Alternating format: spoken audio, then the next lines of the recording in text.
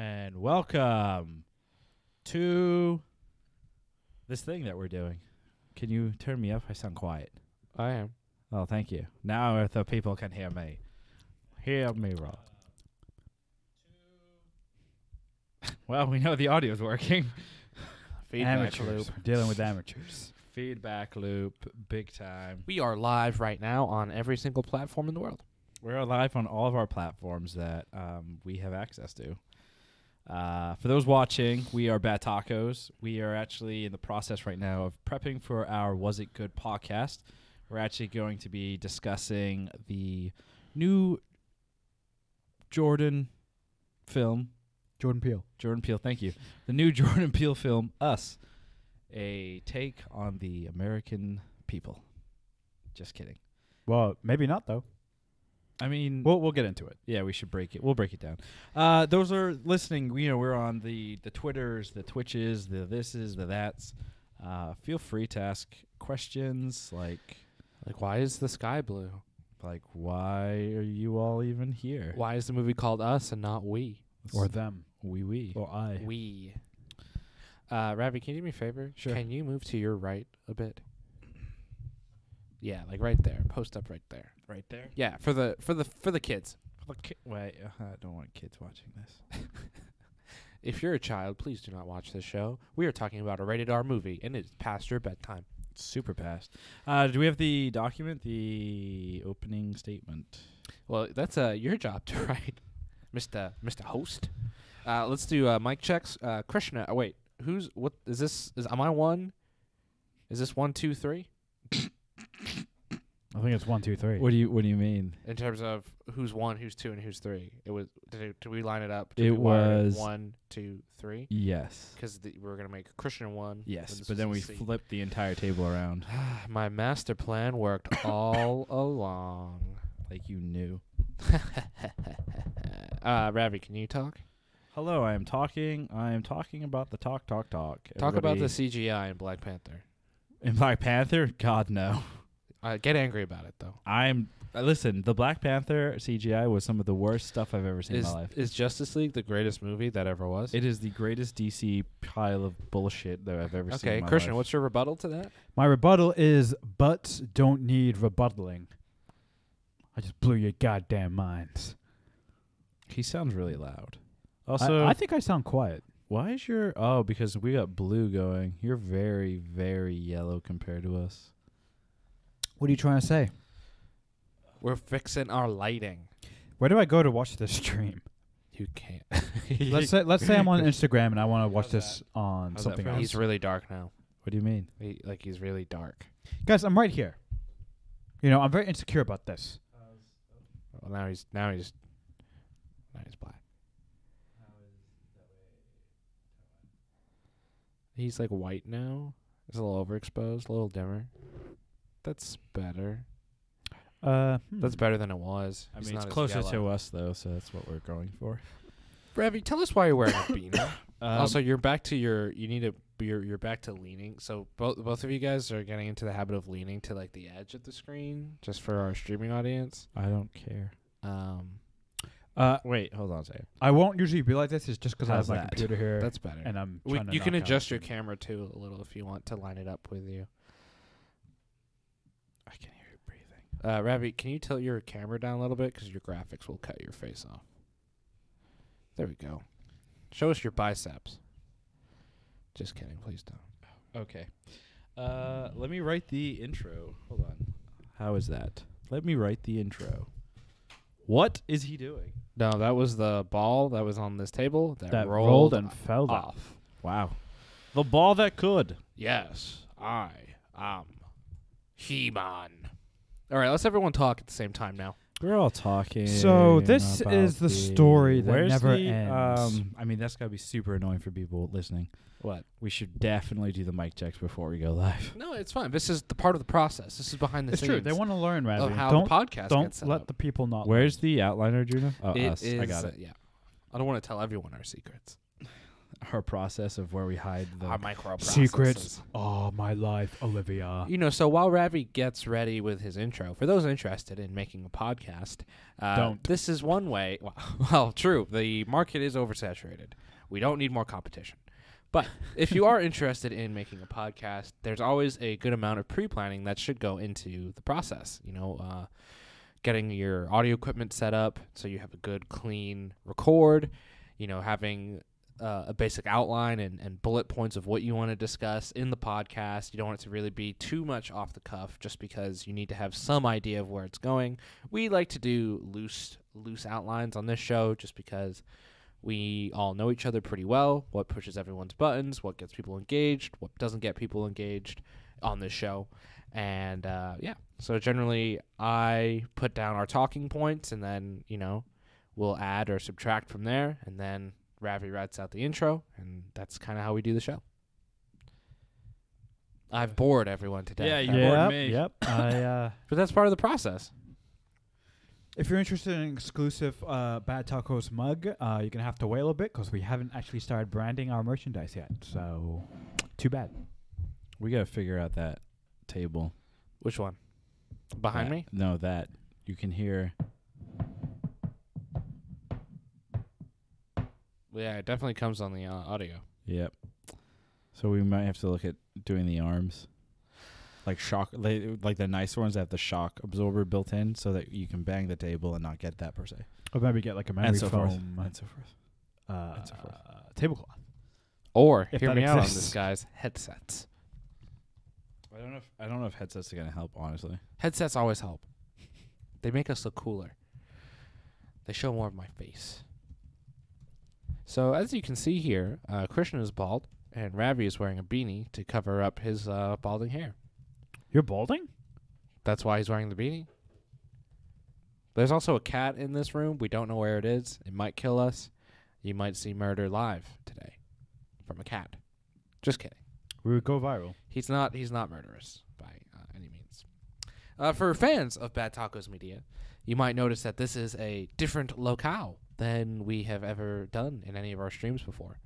That is because we are famous now and have a studio. That is the reason. But this is, we are not famous and we don't have a studio per se, but this is our studio setup that we have made. All right, I've got and the it intro done. is the debut Oh, of it. thank God. I know, And right? He's just going and going. You're like the Energizer Bunny. I'm engaging our audience, all right? I'm doing my job. Well, why aren't they talking back? Because I have such a good voice and Someone I named bring Maddie the Genius information. says trust the process. Maddie G. Who's Matty G? There's only one Maddie G that Yeah, I know. bro.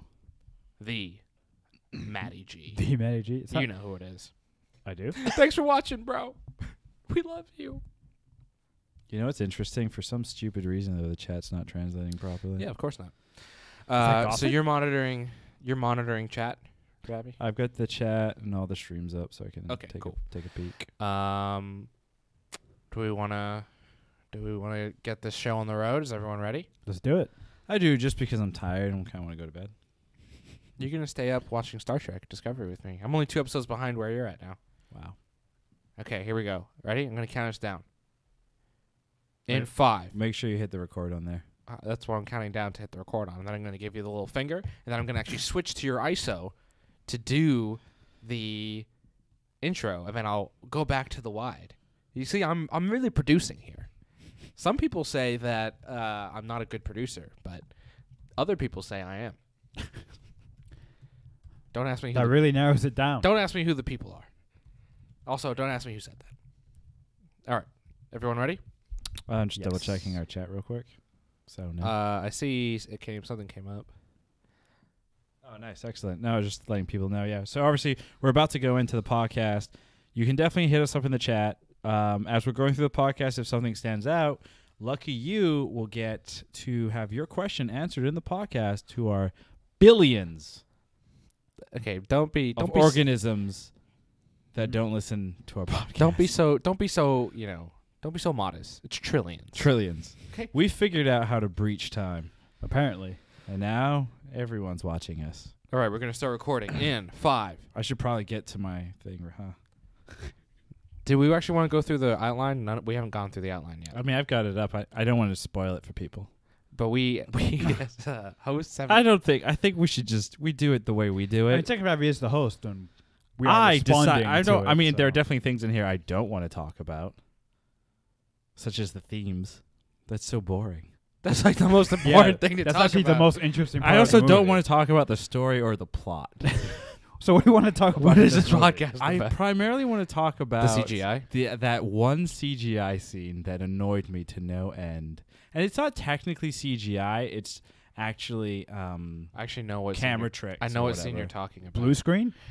You're talking about. Kind of green screen. Yeah, I know what you're talking Yeah, about. it was You know- very, you know what's very funny? stupid. I've been doing that. I've been catching up with Discovery. Discovery did the exact same shot, Really? and it was the same effect, and I also didn't like it.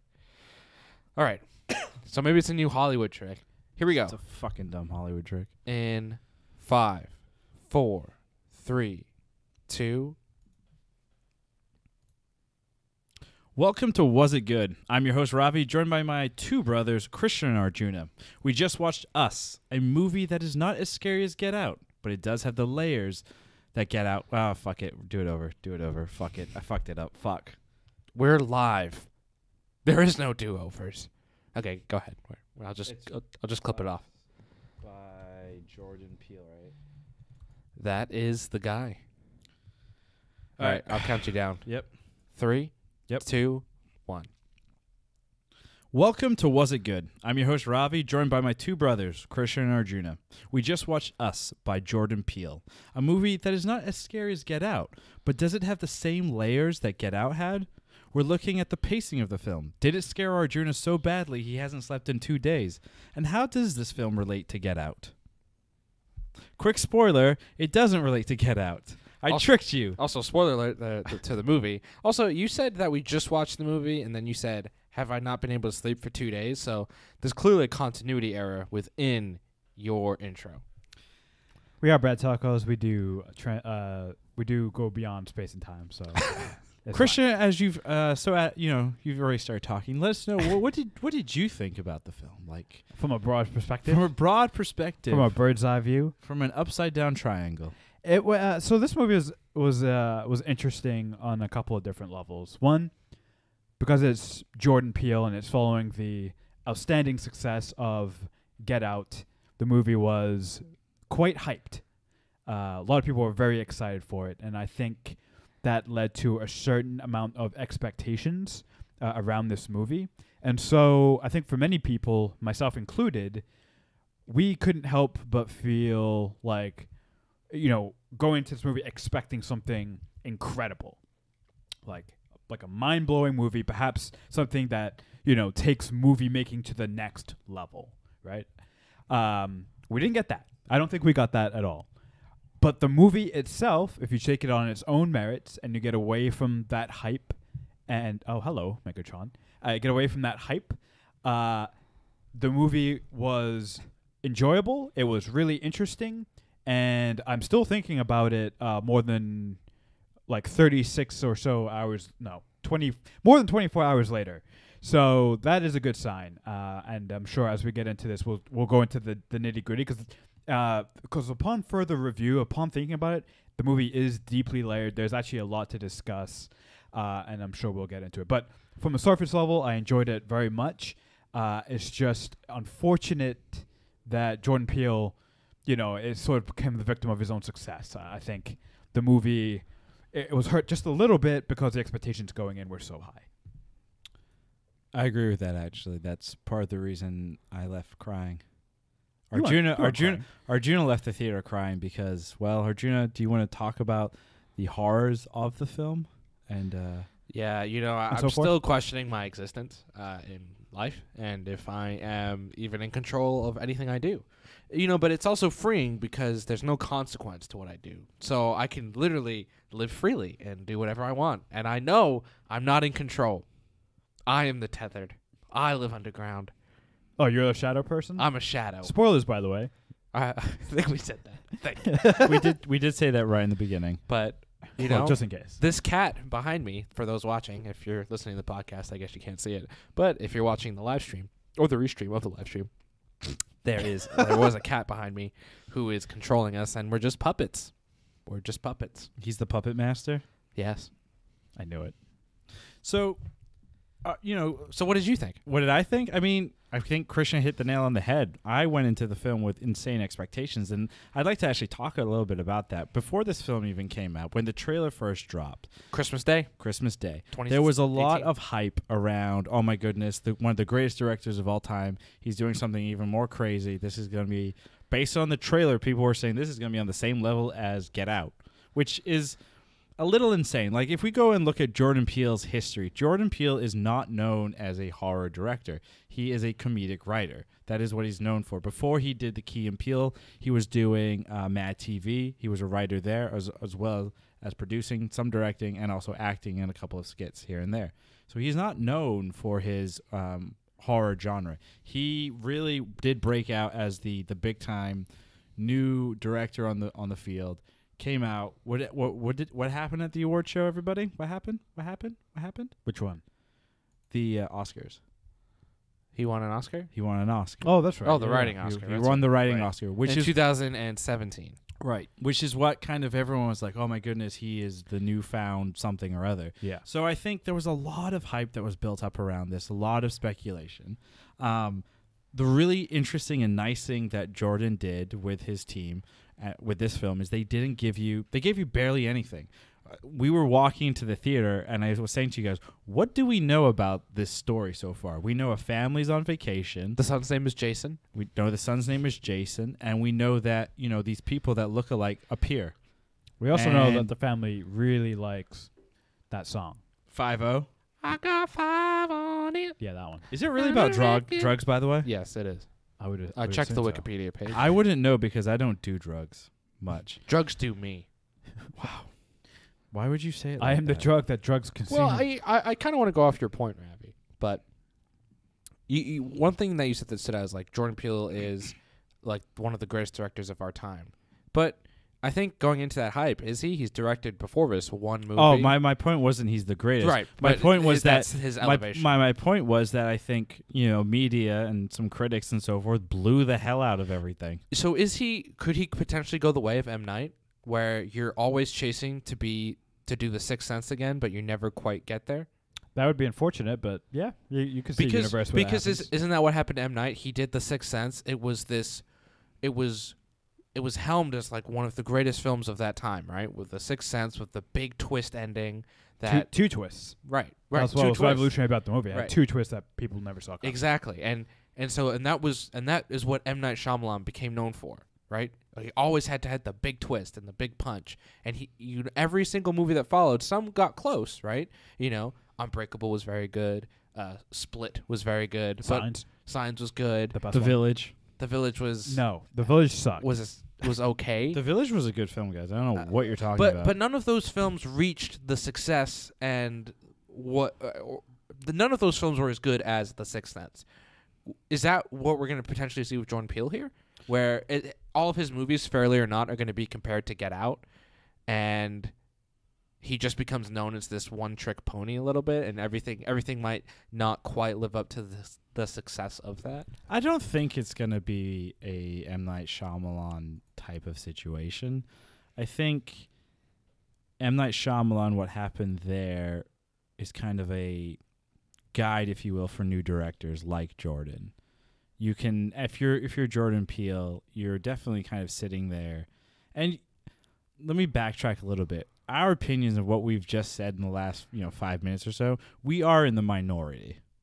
The internet as a whole is very kind of like, this is an amazing film. Last I checked, it's sitting at like a 94 critics. I mean, I liked the film. Yeah. Actually, I don't think anyone here is saying they didn't like it. I have problems with it. Oh, absolutely. But I'm negative Nancy. According to some of my listeners, I'm going to call him out by name. Josh Barnes, for example. He has come out and personally attacked me. you deserve it. That's true. I probably did. Josh, for Keep doing what you do, man. being the negative Nancy that I am. So I thought your name was Daphne. that was when I was in middle school. I decided to identify as Daphne during comedic bits. It was a comedy bit, Arjuna. Please understand my comedy. It wasn't. I'm a what? comedian. Oh, you're the comedian from Watchmen. God, no, I hope not. So, yeah, going into it, the critics and everyone are very, very happy with the film. Financially, it's a huge success. 88 million. It's the number one fastest grossing horror film to date in an opening weekend, I believe. Correct. Yes. That's impressive. So it's already hitting, and I think it goes back to the whole hype train, and I want to move a little bit on from the hype train. We are going to talk about a little bit more because the hype train, unfortunately, especially like with the Marvel films, with comic book movies, the hype train is such a real thing. Rogue One. It definitely kind of yes, fuck yes. Oh my god. Quick side story, as you two all know, when I saw Rogue One and I left that theater, I fucking shed a tear. Well, the I best thought part that was is the rain. the best part is right. We left that theater and it was pouring like a torrential downpour of rain. And I looked at Ravi's face, and I'd never seen a man so broken and so distraught. Of like, I still haven't recovered. Like my fandom for Star Wars is not returned. Oh, it really hasn't. before. It really hasn't. Yeah, you knew sucks. that movie told you right there that Disney had I- taken something so pure and fucked it up. Yeah, I think that movie honestly hurt you in a way that that scar will never go away for you. I don't think so, honestly. It kind of sucks. But anyway, we're not talking about Rogue One. We're talking about us. We are Was It Good? Let's keep pushing on here. So we'll talk about the hype train a little bit later. I do want to talk more about layers. Now, from a grand, this is the synopsis, and, our synopsis is obviously going to contain spoilers. Christian, do you want to just kind of give us a big, quick, this is what the film was on the surface level? Yeah, surface level, there was a bunch of clones that the government created. They created the clones and realized that you couldn't create clones with a soul, and so it ended up being the clones shared the soul with the original person. So you essentially have two bodies with the same soul, which means then you have two bodies sharing the same life. And all the clones were kept underground, and underground they mirrored the lives of the originals, living this sort of shadow life. And let's just say the main character, played by Lupita Nyong'o, she meets her other, and they swap, and things go horribly wrong from there. That was beautiful. That was very James Franco. Way to spoil the whole film. It was his What? quick You synopsis. said you wanted a quick synopsis? Her name was Red. So that's kind of like the big. I was actually going to make it even more simplistic, which was No, then you should have done it. family in distress. Oh, you want to go super family general, being chased by murderers. Big weird sciencey sci-fi type twist. They survive, and that's kind of the to me that's like the surface level of that's what the film is. Yeah, that's the action that happened. That's not what the film's about. Actually, I would argue that's not what the film is at all. And that's what I want to get into. So I'm using this as a trigger point for Oh. you. I'm very good at this. So to you, and I want to get to. I'll ask you first, Christian, because I'm sure it's on your mind. To you, Yeah. what's the film about? Oh boy. Okay. So this is meaty. Thank you, Christian. Oh, am I cut off? No, You cut go me ahead. off? Sorry. Oh, thank God you can't mute my mic. So the film to me is about marginalized communities and basically showing that anyone can be, depending on what situation you are put into, you can become as crazy as one of the tethered, or you can be as normal as somebody who lives in mainstream society. Oh my God, that was wow! You just blew my mind a little bit.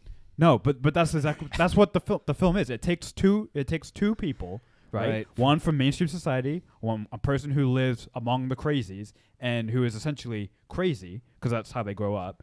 They switch and they become the opposite. Like the person who grew up among the crazies represses her memory of that, becomes normal in mainstream society, and a person from mainstream society is put among the crazies and becomes quote unquote crazy. So Which, would you? and to me, the message there is the tethered represent marginalized communities. So you can put any label you want on that. Poor people, homeless people, people who are quarantined, people in third world countries, anyone, right? Refugees, okay?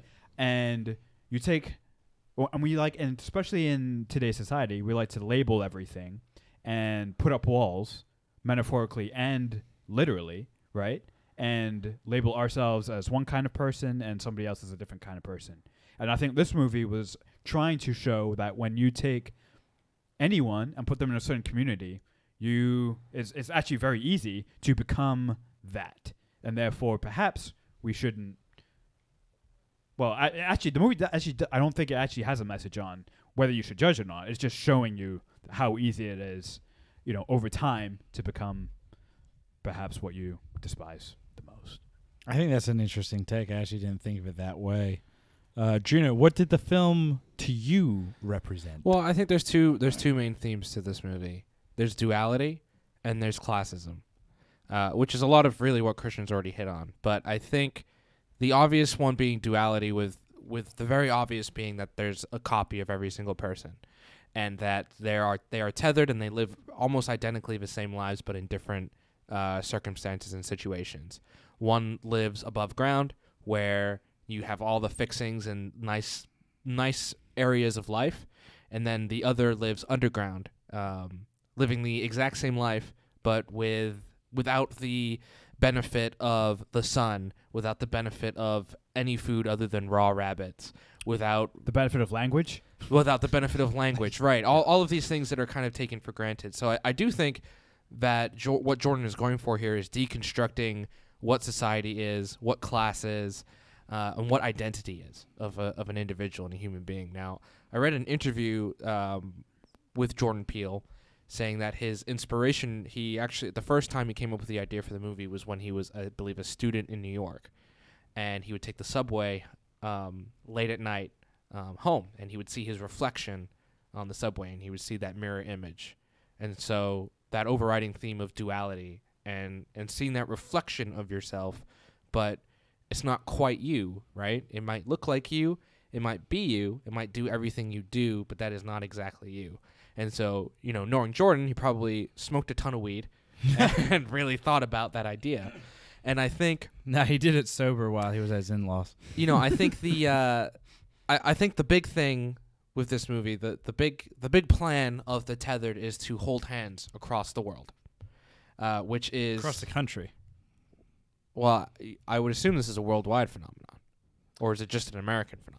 Well, remember the word. Well, I mean, I looked at it as just an American situation because, remember, number one, it's a government operation. Two, at the beginning of the movie, they referenced the underground tunnels specifically in America. In America, okay. Yeah. They didn't mention Interesting. Yeah, and also they're trying to escape to Mexico, so I assume, that was still a plan at the end there. Well, they said also all across America. Did they say that in the news broadcast? Yeah. I don't remember. It was across America. I think that was the actual thing that happened. At that point, my ears and eyes were covered. So actually, what I'm really just saying is just purely speculative because I missed half the movie. It just occurred to me as well, Jim, what you just referenced probably also applies to just an outer self and an inner self, right? Like like a shadow self. Yeah. And I think that. Hey, Christian, look behind you. I think that's the shadow. But I think that's the point, and I do like the idea. I think class is a big part of this because Jordan takes all Jordan, me and Joe, because we're on first name basis. Me and Jordan Peele. He takes a lot of time showing not just the family, but the family's standing in society and how they compare to other families. They take the time to show the upper class white family that is their friends. They show that they have a smart home, a smart beach home that has a better boat, a better car, better lives financially and societally. While they are well off enough to have a beach house as well, but their beach house is a family inheritance. They have a less nice car. They take the time to talk about Gabe, who is the father and husband, his less nice boat, that was cheap. It's a dinghy. It breaks. The white male, the white father of the other family actually makes fun of him. Says like, "Oh, how's your your dinghy? Like, did you get everything?" There's a little bit of mocking, and he even expresses a little bit of anger that night when everything goes on. Is this to go? Are we talking? I was talking about the classism. This is classism. Yeah. Okay. His other, not racism. No, classism. Classism. I think racism is a little. Racism is going to be tied into. I think racism is a little bit, but I don't think that's the focus of this film. I was going to say I didn't pick up any racist vibes. No, I think it's a class thing. I think it shows you see an upper class, right? You see a middle class, and you see the lower class. You don't even see it. You can't classify them as a lower class. They are the shadow. Well, you actually No, I'm do kidding. see the lower class, Oh, yeah. which is the homeless guy who is on the pier at Santa Cruz. You see the guy who's the Jeremiah 11.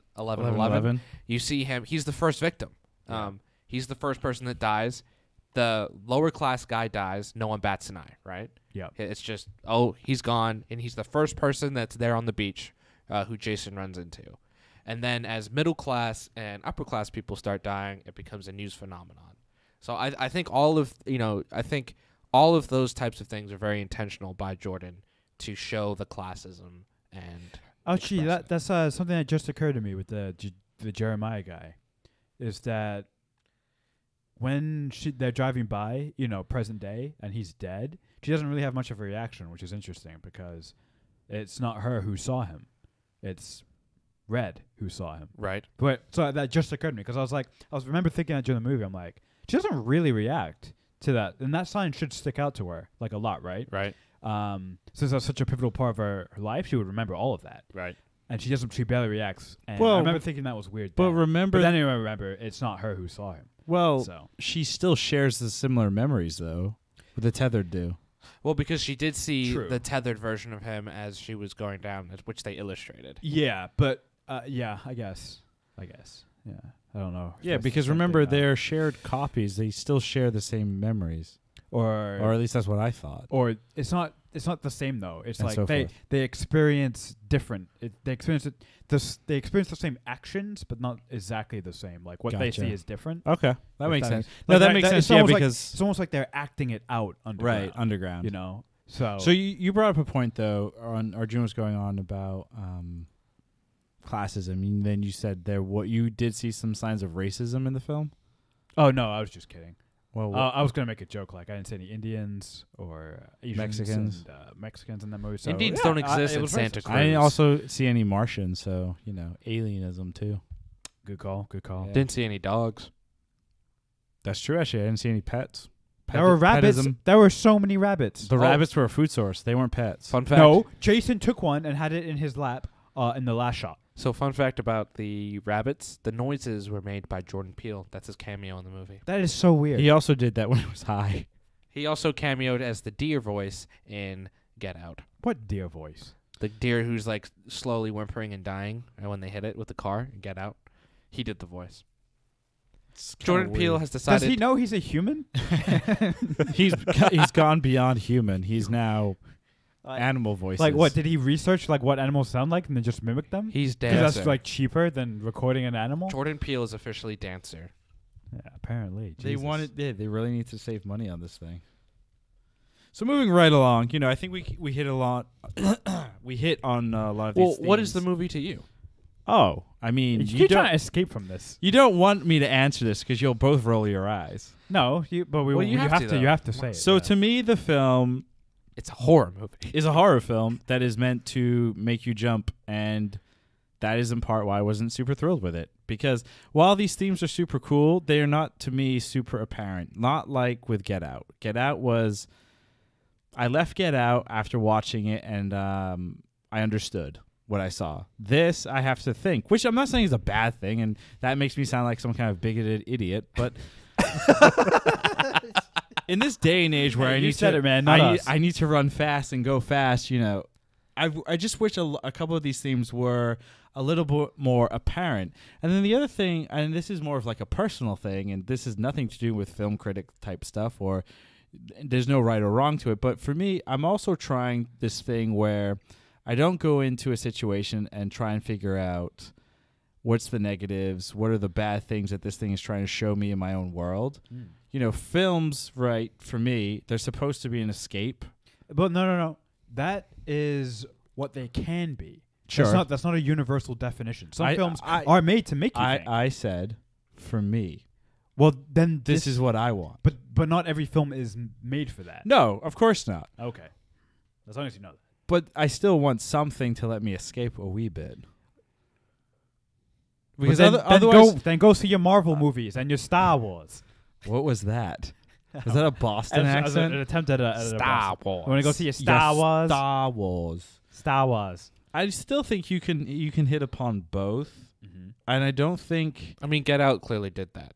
Get For Out you, did. at least. I mean, did? it gave both. It gave like a nice, fun little escapism. Really? Yes.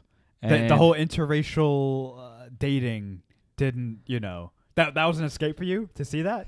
Yeah. To me, that would be like PTSD. Wait, I'm sorry. Wait, what? No, for me. I mean, if it doesn't matter. No, I want to dig into this on this podcast. No, that's just it's so interesting to me, right? It freaks me out. Sorry, it freaks me out a little bit that the door's open and he's meowing now.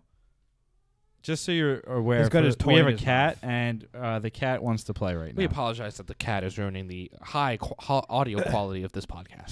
So just to clarify my point, it's interesting to me that a movie like Us, right? Yes. Which is all about something I would say pretty fantastical, that a bunch of clones live underground, was less of an escape than a movie that depicts an interracial couple where the white lady and her entire family Yes. are using black people. And that movie was more of an escape for you. Like that's what I find very interesting. I didn't say my idea was right. I just said it was different. I'm not saying it's right or wrong. That's just an interesting observation. Gotcha. Yeah. Are you good? You're looking around He's like you hearing lost something. voices in his head. Oh no, it looks like my internet's not working. He's part of the tethered. Actually, I'm not gonna lie. You've been saying nothing but Part of the tethered. Now tethered for 2 days. it's coming up to 2 days. Because what don't you all understand? We are the tethered, okay? There's a Arjuna and a Krishna Ravi above us right now, making our decisions for us. What do you mean? Let's go kill them. What? Who's with me? No. What? You have to go to a little mirror fun house or something. So moving right along, I think it's about that time. In most of these podcasts, we like to break down the CGI. The CGI, the computer-generated images. Now, granted, there's not a lot of CGI. A lot of it is practical effects. The fire, some of the explosions clearly are not. But there's one particular scene that stands out towards the end of the film where somebody please pronounce her name. I'm an idiot and I can't pronounce it. Lupita Nyong'o's character, Adelaide. Adelaide is now fighting herself, Red, in what appears to be a classroom. And Red is in the foreground of the shot on the right side in focus. And then there's this weird line thing. And then there is her other self in the background.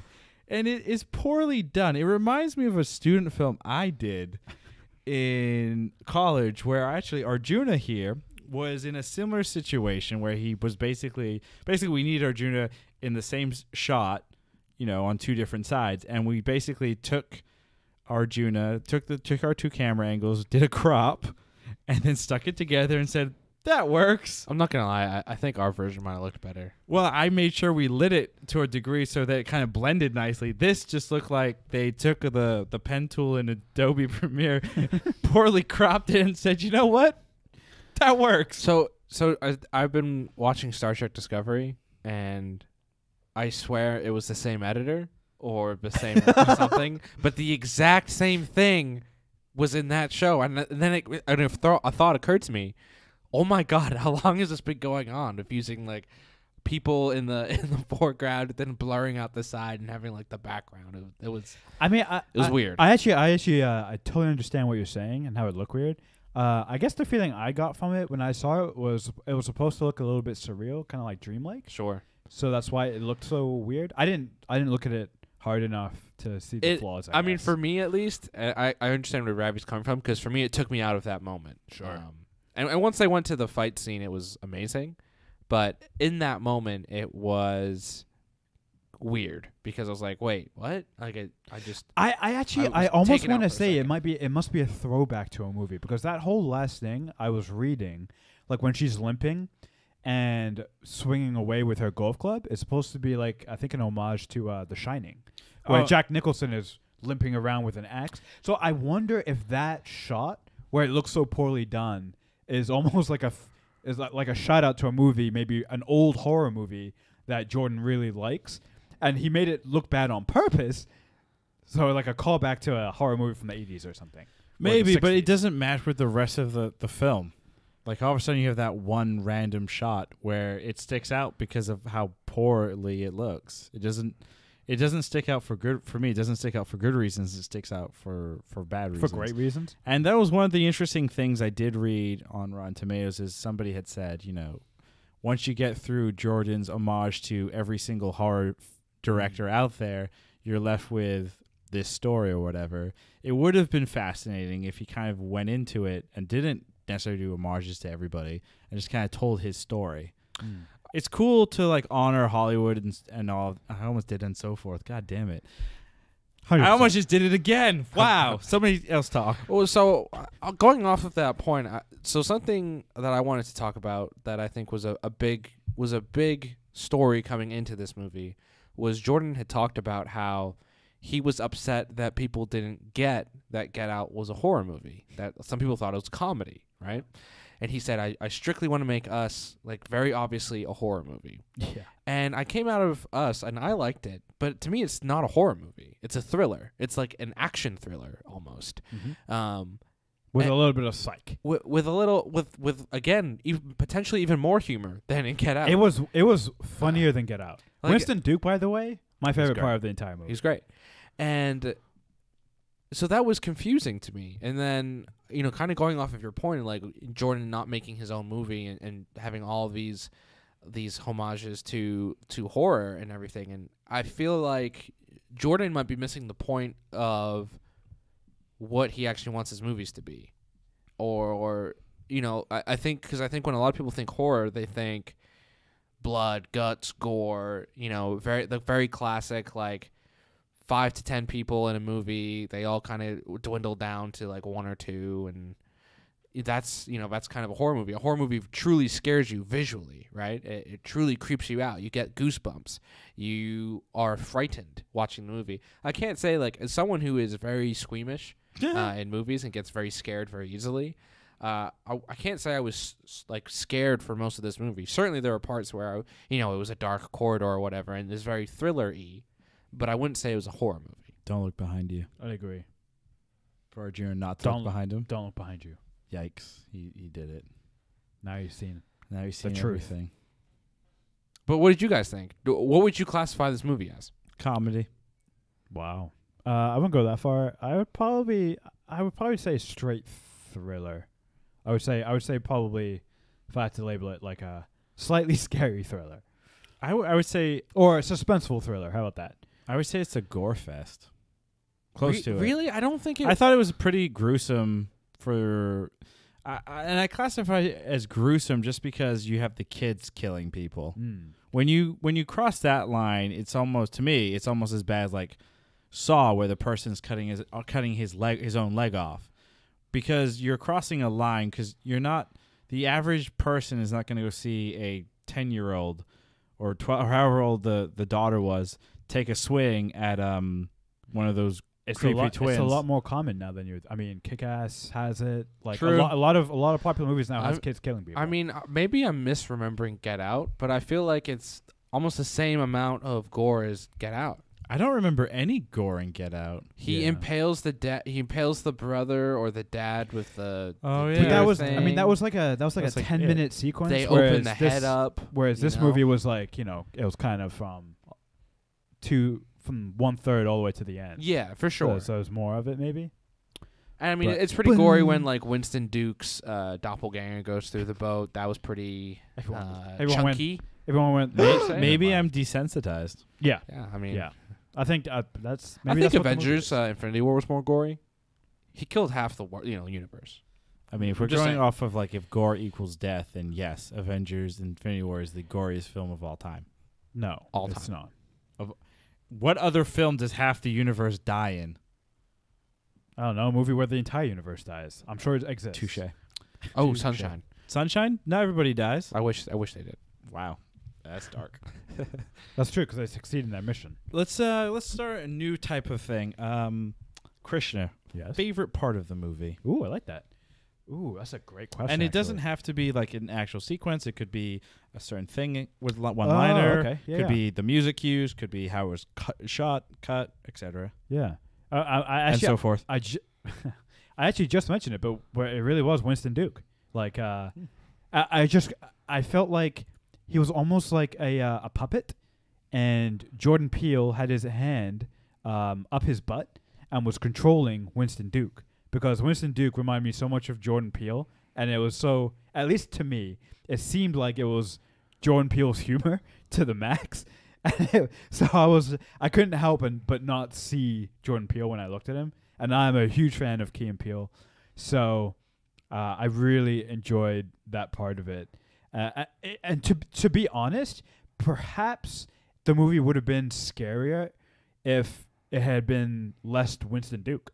Maybe it's more suspenseful and more scary if you don't have Winston Duke cracking these hilarious one-liners every other. He was line. definitely the comedic relief, because what's the character's name? Because Lupita, right, is her name? Lupita is the actress's name. Right. The character's name was Adelaide. So Lupita was very, very intense, obviously, like especially like when she was telling the story of her as a kid. I mean, we started out with her as a kid, and it was super intense and scary and sketch. That child actor, by the way, Amazing, incredible. Like she was like the kids actually, that all they of had, them, they all three of them did a fantastic job. The one that didn't do as well as their evil doppelganger was Winston Duke.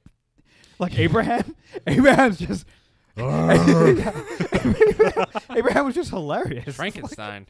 Like Winston Duke's hilarious, but his doppelganger evil was not super scary funny. at all. It was just a very, funny very guy, funny. yeah. Fun fact, as we're talking about the cast, the actor who played Adelaide's father was Black Manta in Aquaman. Oh, cool. He was better in this than that. Correct. Which is Excuse me? Black Manta was the best part of Aquaman. Okay. So, Arjuna, what was your favorite piece of the film? I want to go with the music. I think kind of like Get Out. I really enjoyed the music, and I thought the music worked really well. I think it was almost a very similar theme at the very beginning of this movie as to Get Out, with the orchestral kind of theme that's kind of surreal and very intense. It goes really well together, and I think that really heightens the final fight scene between Adelaide and Red, when they really cut it to the ballet dance and The 5/0 music. Yeah, I've got 5 on it. Oh, the I got 5 remix. Yeah, so I think that really helped the movie a ton, and I think that was one of the more beautiful parts of it. Nice. What about you, Ravindra? My favorite is going to be, actually it's my favorite, and it's also the thing that annoyed me the most, was the long takes. The long takes in the beginning were very, like when we first started, I liked it because we didn't know what was going on. We knew that this film was supposed to be scary. We didn't know how. Was it psychological? Was it jump? Was it gore? So those I liked because it was kind of setting the mood. But then I felt there was just one too many. More like 5 too many. Because then once we kind of got into it, I was like, okay, you need to move the story along. And if you break the film down, it's just under 2 hours, I believe, or 2 hours and something. Yeah, The I think it's just movie over 2 hours. It's 116 minutes, so 4 minutes under 2. So majority of the movie, an hour and a half of it, is build up to kind of figure out everything, which, it's okay. But at the same time, I was into this because I wanted to know what is the story, like what is going on. And then in the last 30 minutes, we got a lot of information thrown at us. And as moviegoers, and I'm going to speak generally here, a lot of people want to know the whys on everything, right? They want to know, why was this done? Why was this done? And, a lot of reviews that came out, like Gizmodo had an article on us, and, it was just filled with our unanswered questions, such as things like, why did they pick the 1986 thing across the arms? Where else were all these facilities? Why did they truly abandon the experiments? Why or how did her husband, how did they clone him, and this and that? Like, there's a lot of questions, and you were given so many questions, and they just weren't answered. You were just left to kind of fend for yourself, which is okay. There's nothing wrong with that, but I think the general moviegoers, they want to know with a complete story or complete idea. So, what's interesting? What was the question? What was your favorite part of the movie? So the cinematography and the long takes were my favorite and my least favorite. Well, what's interesting for what you said was about the unanswered questions. I've talked to a couple of my friends who've seen the movie, and almost universally, they all agree, I wish we had gotten a movie just about the tethered. I wish we just got a movie all about what they're about, their existence, everything like that. Because some of my friends really found that to be fascinating, like the whole idea of there being a clone of you, and having a shared soul and a shared existence, and that breakaway. Some people, and I think I definitely see your point. There's a lot of interest there, and there is a lot of unanswered questions. There's a lot of kind of connecting the dots of, well, why can Red break away? And why is she able to leave? And then what makes her so special? What makes her special? I think that's a big question, right? Why does the Jason's doppelganger copy what he does and walk into the fire willingly, right? Does Jason have control over his doppelganger, or is he just mimicking him, right?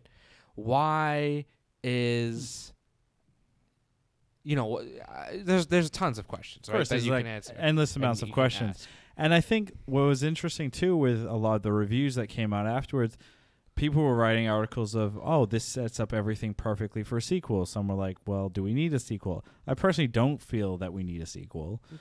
Christian, what do you think? Sequel needed for this? I mean, I would say from what I've seen, no. But I wouldn't rule one out if they were going to take the sequel in a really interesting direction. So maybe like 75% from a tethered perspective. That could be kind of interesting. Like, to me, it wouldn't be that interesting to see the aftermath, because I think it would just be the tether getting gunned down. That's the only logical conclusion to that, in my opinion, right? Right. So to me, that wouldn't be that, interesting. It just doesn't seem that cool. Like, we could get more information on, why the government did it and all that, but I don't think you need it. I think there's nothing they could come up with without it being kind of generic, unless there is a really interesting twist that they can come up with. So I would say no, but if they can come up with a really interesting out of left field kind of way to do one, then sure. Well, Jordan Peele says that he has an entire backstory and he knows all the answers about the tethered. But he hasn't said anything about this being part of a universe. No, or he hasn't revealed sequel. what that information is. And in the past, when he talked about movies, he's shown a distaste in doing sequels and reboots. Because he's a smart man. He wants to do originals. He wants to solely focus on originals. Having said that, he is heavily involved in the reboot of Twilight Zone, which I think is great. And but we'll have original stories, I assume. Yeah, we'll have original stories and fun things there, and that I'm more excited about. Once again, though, the hype train. Crap. Yep. I'm screwed. Tether yourself. Speaking of fun things, I do have a few more fun facts, historical firsts about the movie, if anyone is interested in this information. Nope. And I am going to talk like a robot. Interestingly enough, I was reading this about the marketing of the movie. The studio, so the budget of the movie was $20 million. Now, the studio actually, despite there only being the trailer on Christmas and then also the Super Bowl spot, there was $77 million spent on marketing for the film. That's a lot, right? That's a lot. That's almost 4 times the budget of the film. Oh, wow. So the movie then clocks in close to $100 million. So it was a high-end marketing type of distribution for this movie. There was a lot of secrecy around it. There was a lot of, that was that kind of secret element building up to Christmas Day when the trailer was released. At that point, there was virtually no information about the movie whatsoever. Mm-hmm. And then even from then, like Ravi had mentioned earlier, just going into the movie, you didn't, unless you read what the movie was about, you didn't know what the movie was about, really. You kind of just knew that the very, very basic premise. And even then, as we've seen the movie, there's a lot more to it. That's all I have for fun facts. That's not really fun. Oh, actually, one more fun fact. I'm not having fun. The actress who played the wife or the mother of Adelaide is Starfire in Titans. Really? Yes, correct. What's Titans again? Titans is the live-action Titan show on the DC streaming app. Wait, the mother of who? Adelaide in the flashbacks. She's Starfire? She is Starfire. Really? Wow, she's radically different. Makeup, man. It's Makeup called acting, Ravi. and Look it star- up. and superpowers. Maybe you can learn some Wow, what a bully. and act like a nice person. Do we want to hit on the twist ending? I mean, we've mentioned it, but do we want to talk about its impact on the film? Do we see it though? I guess let's start right there. Sure. I don't see it as a twist ending because I it don't was either, Very actually. obvious. 20 minutes into the film. I actually was surprised. But Shut up, really? A lot of, but so I'm actually really good At being at being bad at picking up twists. So when twists Okay. happen, they almost like 95% of the time they shock me because They hit. I never see them coming. Sure. So that one was like, really, I didn't see it coming. That being said, it wasn't surprising. I'm like, oh yeah, no, that all completely makes sense. I had my suspicions when it got confirmed for me is when she went back into the house of their friends, and then she murdered the daughter, and she made the animal sounds. Okay. And That makes Jason kind of sense. walks in and looks at her a little scared. Yep. And at that point, I was like, she's definitely Not. the tethered because because going back to like classism and stuff, I think it's another commentary on that, right? Mm-hmm. So she grew up her first, let's say, what do we think Adelaide was when she switched? 8, 6, 6 or 8. Sure. 6 or 8, right? So her first 6 to 8 years, she grew up in this chaos with the tethered, with insanity, not speaking, et cetera, et cetera. Mm-hmm. Those basic instincts are still there, and you see that when she murders the daughter. That kind of animalistic basic instinct, even though she does fit in, like you said earlier, with society. Mm-hmm. But She's repressed those memories, but Exactly. they're coming back. exactly, you see it there. You see it when she laughs when she kills Red, right? You see that brutality in her character come out. Also, what I just remembered about this movie, they each kill their own doppelganger, the main family. Yes. Yeah, it makes sense. Mm-hmm. They each kill their own doppelganger. Yeah. I like how you're repeating that as if there's some deeper meaning. There's impact there. What impact? Well, it's interesting because in the movie, the tethered appear, at least from what we see, to be only able to kill themselves. That's not true. We don't see Anyone kill we don't see any of the tethered kill anyone besides their own selves. their What own about self, yeah. when the daughter's doppelganger was... She stabs that guy in the leg. We don't ever see her murder him. That's a good point.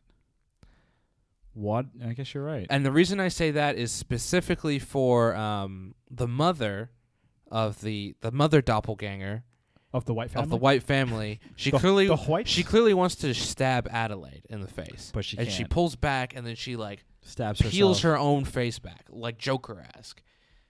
Now, I think Krishna, you mentioned this before. It could be because Red said Adelaide's mine, or that's the rule that she instilled. You can only kill your doppelganger, or you can only kill the original because at the end of the day, are the tethered that bad, or do they just want to be seen? I think they just want to be seen like any of us. And I think that's it. They feel like they need to kill their original so they can be Seen. right. You actually see the father of the white family, the doppelganger. He puts on the nice coat after he kills them, and he's kind of goofy. He's like, Yeah, he becomes goofy. Yeah, because he's trying to Yeah. fit in. That's all he's trying to do. Honestly, that's my point. Okay, you can all stop staring at me now. You're kind of weird. Thank you. I appreciate that. Very, very weird. Mm. Krishna, Yeah. Arjuna, I think it's that time. Do-do-do-do. Do you want to be a millionaire? Actually, no. Krishna was Us by Jordan Peele. Good. Yes, it was. Shocking, I know. Do-do-do-do. Arjuna was us good. Or was it bad? Wait, no, I fucked it up. Arjuna was us good. And yes, was it good? Yes, it was good. Ravi, was us good? I'm going to say yes because I don't want to get hate mail. Whoa. No, Ravi, you say yes because you believe it, or you don't say yes at all. Don't sacrifice the integrity of what we have here. How dare you? How dare you? No, it was a generally good film. Oh, there you go. I There we mean, go. That's all we very can few say. films do you think about days afterwards. Or Yeah, even- it's true. I really haven't.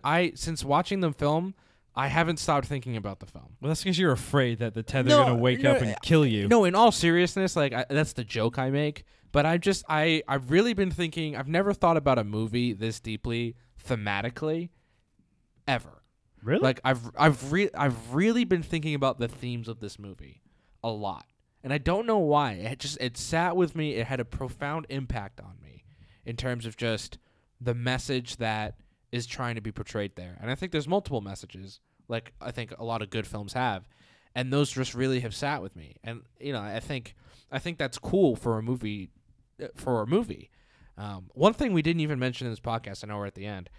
This was the first mainstream horror movie ever to star a black cast. Yeah, and we didn't bring it up because we're trying to change the world. Which was great. I honestly think that's great. But you just brought it up. You just fucked it up. I didn't ruin it. I think it's great that we could go a whole Arjuna podcast. Ramgopal, this brown ESPN. person, you fucked it up. Would you watch Us again? No. That's a lie. Of course I would. Get the fuck out of here. Tethered Krishna. What? Ravi? Who am I? Yeah, I would watch it again. But Nah. without you, though. Would you watch it high? Yes. Actually, the next time I see it, I want to be stoned off my ass. Actually, I think it should be mentioned here. On subsequent viewings, the things that I'm going to be looking out for are that I think Jordan Peele chose specifically to depict the family's doppelgangers in a very specific way for a specific reason.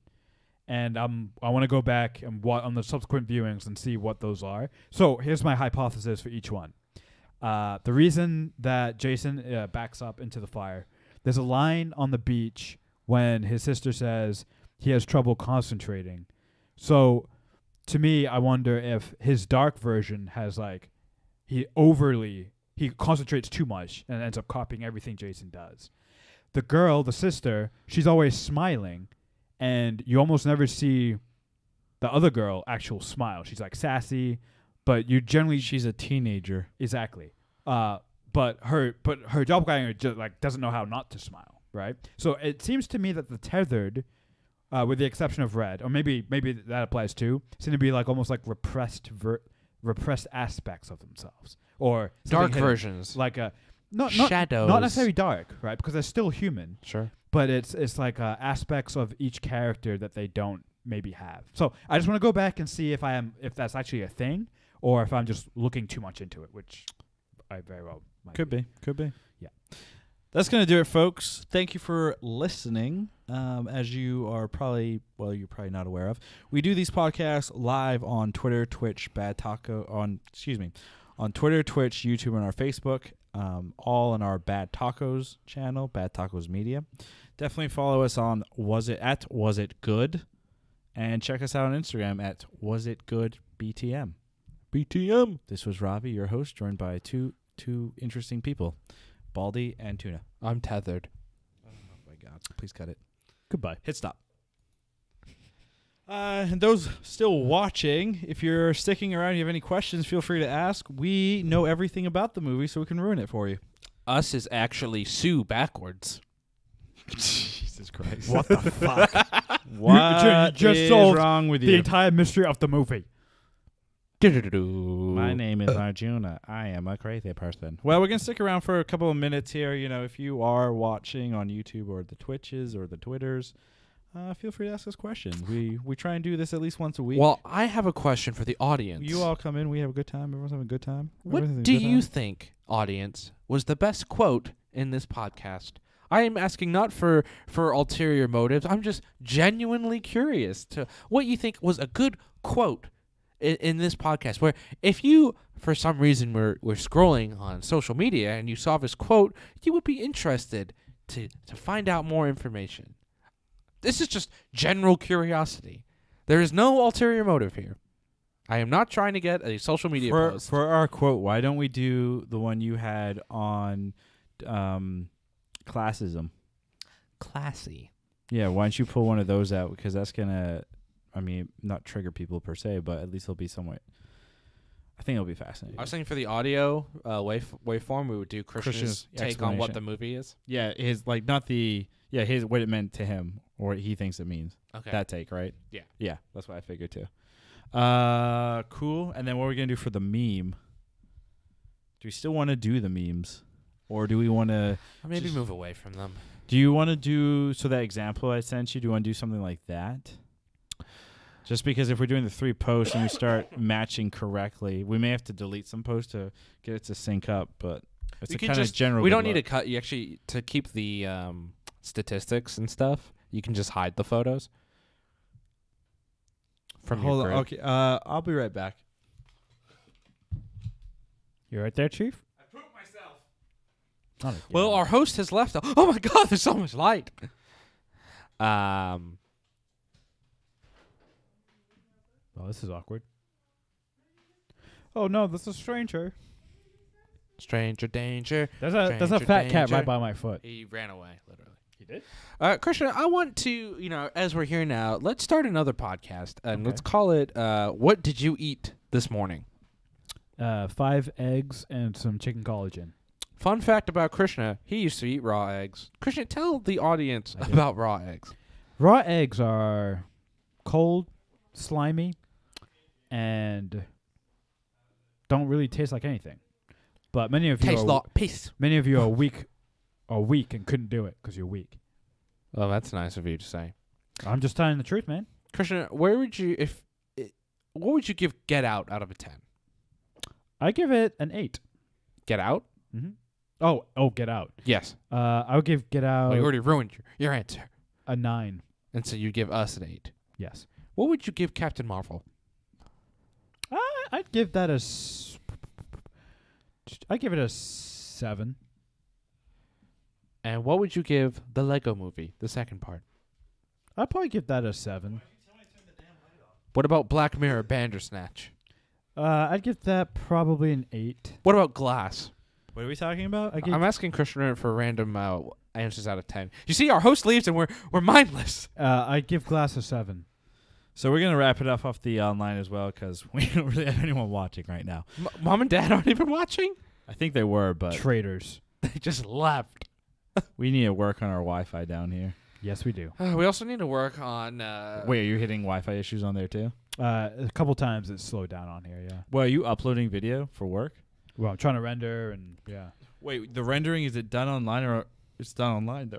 But on a back end thing, so it's not taking up bandwidth per se.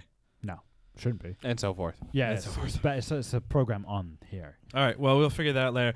Anyway, thank you for watching. If you tuned in for the stream, we really appreciate it.